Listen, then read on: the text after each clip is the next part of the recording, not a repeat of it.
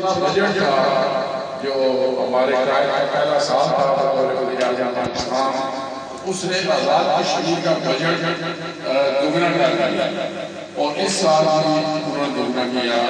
لیکن اور وہ بعض میں ہم نے تھوڑا سا کہا بھی کہ وہ کرپشن کی نظر ہو جائے گا، تو وہ کہتے ہیں کہ میں دیکھوں گا کہ لوگوں کو مسائل حل ہونے چاہیے، ہم جتنے پیسے ہوں گے جتنا فنڈ ہوں گے وہ ہم دیں گے۔ میری اللہ تعالیٰ سے دعا ہے کہ خدا عمران خان کو زندگی دے، صحت دے، اور جب وہاں پی ٹی آئی کشمیر کی حکومت بنے گی، عمران خان کے آمد ہوئے تو ہم انشاءاللہ آزاد کشمیر کے ایک ماڈل اسٹیٹ بنائیں گے اور تمام لوگوں کے مسائل دلیس تک انشاءاللہ بتائیں گے۔ اور یہ جو عوام کا ایک رجحان جو ریلا ہے جسے سونامی بھی کہتے ہیں وہ پی ٹی آئی کشمیر کی طرف آ رہا ہے، تو یہ اب جتنے جو ڈاکو ہیں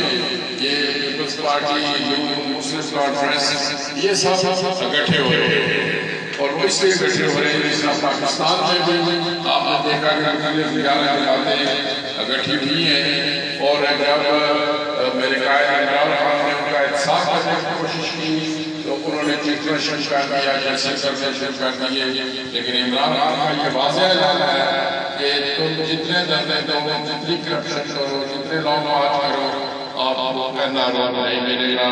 آپ کو جیلوں میں جانا پڑے گا، اور جو ٹوٹا ہوا مال ہے وہ ہم واپس دے کے غریب عوام کی بہتری کے لیے لگائیں گے۔ میں بھی آپ سے آگاہ کرتا ہوں کہ آزاد کشمیر میں جس بڑے لیول پر کرپشن ہوتی رہی ہے، آزاد کشمیر میں یہ احتساب ایکٹ میں نے بنایا تھا اور میری یہ کوشش تھی کہ وہاں پر بہتری لائیں۔ آپ جانتے ہیں کہ احتساب ایکٹ میں جب آیا اس وقت میرے اپنے جو وزیر ہیں وہ بھی گرفتار ہوئے، اور میرا اپنا نام بھی تھا سامنے غازی ملت سردار محمد ابراہیم خان جو میرے صدر تھے حکومت کے، ان کا نام صرف نہیں تھا صدر کا، کیونکہ میرے سب صدر کے غازی ملت کی شخصیت ایسی ہے کہ یہ نہ وہ کوئی عدالتوں میں جج قسم کی فیرولس قسم کی اپلیکیشن دیتے رہے اور غازی ملت میں جانا رہے، تو کہنے کا مقصد ہے وہ اس لیے ہوا تھا کہ اس وقت میں نے